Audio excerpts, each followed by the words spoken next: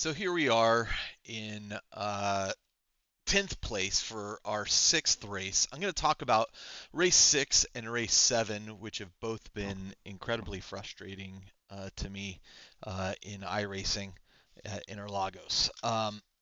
Mostly because this one is definitely my fault at a point, but also the second race, race 7, I neglected to press record at the end of it. I'm going to put a note on my screen so I don't forget to do this. Um, but I neglected to push record, and that had a very controversial final incident involving myself and another driver. I At first I felt like the driver definitely steered into me. In watching the replay, I can see why he thought I steered into him, but he had 3/4 of the track to avoid me. Either way, we were kind of going back and forth, and another guy who got collected up in the accident as well finally says, guys, why don't we all just have a beer and not worry about it here in the pit lane? And I was like, you know what? You're absolutely right. This is silly. It's not really that relevant. Let's just move forward. So I'm starting in 10th place here in race 6. I set a qualifying time of 136, mid 136s, which was pretty decent for me, pretty solid. I can do faster than that, but it was where it was. So I wound up in 10th place. Wanted to get through, again, the first turn without an accident. You'll notice that's an ongoing theme here. But let's see how this goes right from the get-go. Here I am. Uh, Decent launch in 10th place. I moved to the middle of the field because I want to try to get that inside line here without dealing with too many people around me. I'm going 3 abreast into the turn, which is never particularly good. And here's the first accident. You can see it happening right there, and almost avoided it, but that's where I get collected up in it. So let me back that up just so you can get a better look at that. It's inevitable in these races that this is how it's working out. I'm going to show you from my chase view and then from my personal perspective. So here we are in slow motion going into the first turn. You see that one driver loses control, spins out, hits the wall. 2 drivers lose control, collecting a few cars in the way. I see this happening. I steer to the right to try to avoid this. This guy gets collected, and then I get collected. Now, if you notice in this, I actually do not collide with him, but I'm impacted. This is in iRacing what they call net code, where it's estimating where the cars are and where they're going to be because it's instantaneous. So sometimes you get collected up in this. I get collected up in this. Pretty much ruins the opening of my race. And it is what it is. So I get going. I'm basically last at this point, except for the couple drivers that just quit out and went to the pits, and their race is heavily destroyed at this point too.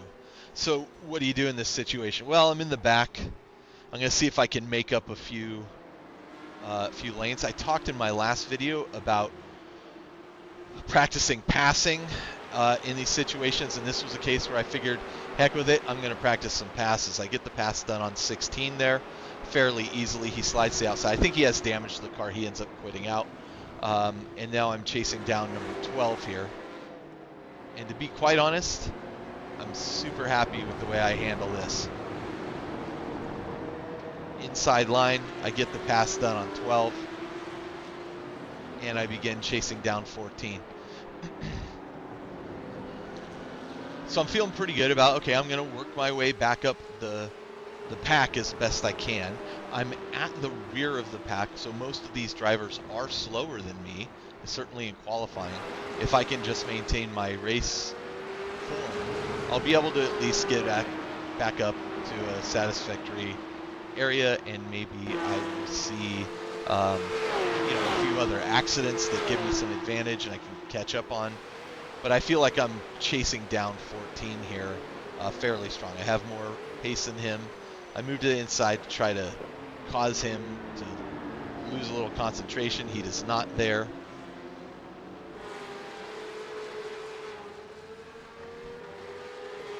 And again, going through my head here is like, it's time to push. It's time to just get back into the game if we can. Again, trying to look like I'm moving to the inside to maybe give him something to think about. I do need to figure out how to pull off those inside passes in these sharp turns. It's all in my braking.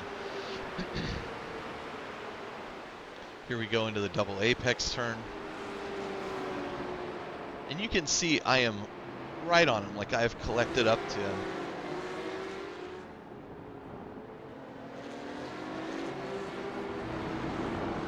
From where I came back from.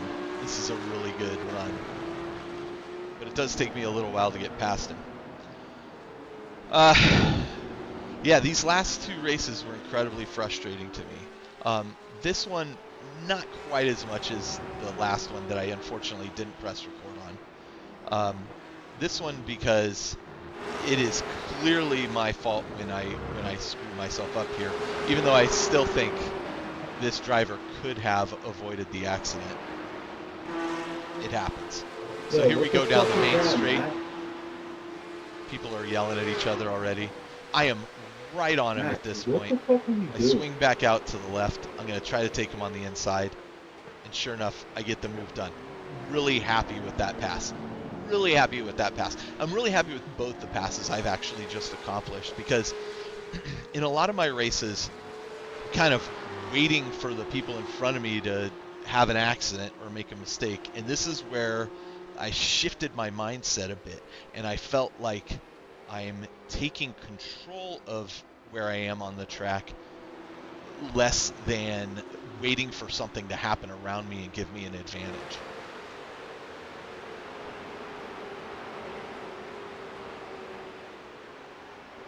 I think we go through this lap just fine, but then it's the next lap that I make my fatal error.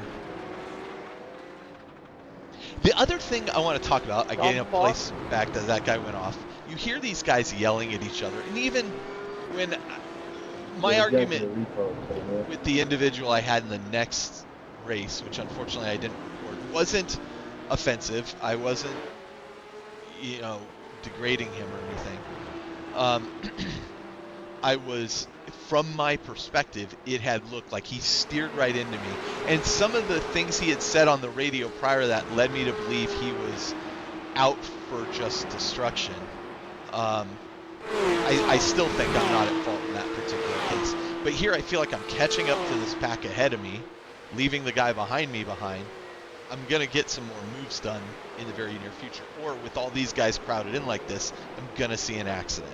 But that being said, I'm definitely working my way up the path here. I am catching up to number 21 in front of me. And I'm feeling really good about how things are going, to be honest with you. Even if I wind up significantly down the pack, and at this point, I am in 15th position, but even if I wind up in 14th, 13th position, I'll feel like I made some great progress here. And even with what happens coming up, I still feel like I made some really good moves and learned a lot in this race. But as I was talking about, people yelling at each other for making mistakes, or oh, you're an idiot because you did this thing. Everybody at this level, and this is where I make my mistake right here, trying to catch up, I slide out, and I get collided into by the guy behind me. So let's back that up a minute, because I just want to show you my mistake again in slow motion and from my perspective. I will, fully own this piece here. I am right on 21 at this point, and I'm feeling, like I said, really good. And I'm saying, hey, I'm going to push a little bit more. Here it is in slow motion. I come into this corner, and this is a corner I generally really like, and I just overdo it, slide the car, and I'm sitting there for a second to straighten out when I get collided into. Now, I want to back this up again, and I'll put this in my opponent's rear opponent's view, and you can see it in full speed. I lose control and spin out. I don't know if he doesn't have multi-monitor view or can't see what's going on, but boy, I felt like he had a lot of time and warning to go around me. But it is what it is.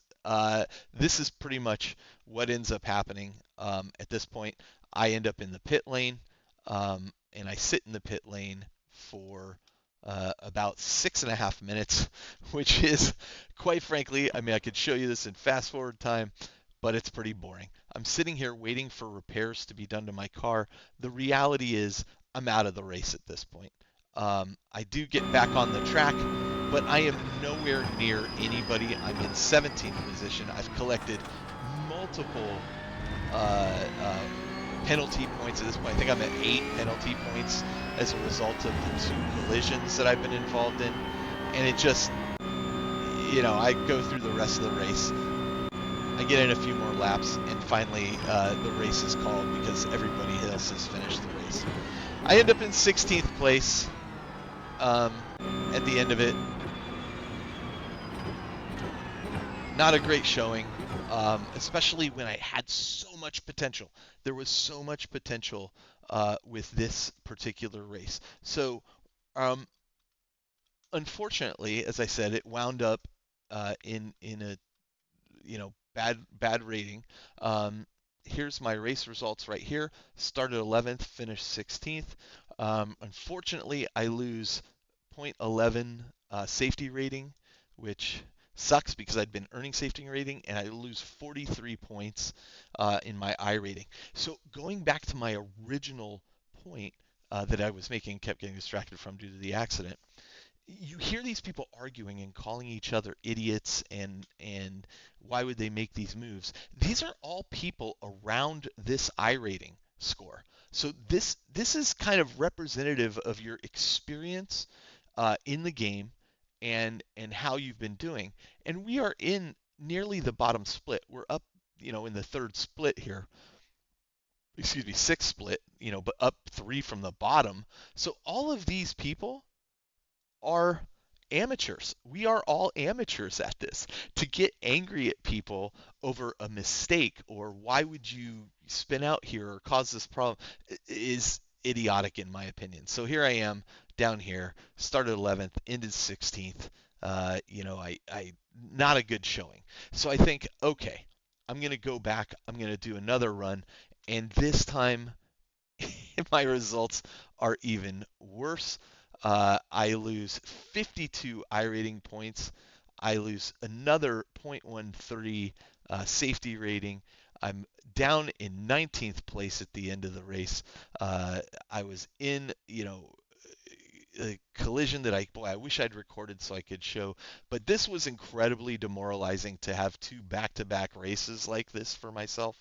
Um, yeah, so the next ones have to go well. And after this track, beginning next week, is the 24-hour Le Mans track, which is a very, very different track than this one. I've driven it a few times now just to get a little bit of practice in. Huge straightaways, some very tricky turns near the beginning. So it'll be interesting to see how that all plays out. But I'm not done with Interlagos yet. I have to do a few more races here, and then we'll see where we wind up. But I am really disappointed that I've lost kind of all progress that I had gained at this point. At one point, I was up into the 14, excuse me, the upper 1300s for my iRating, and now it has dropped significantly. So we will we'll try to recover that. That's not the end all be all of existence, but it is kind of a measure of how you're performing and how things are going. So we'll see where things stand after our next couple races.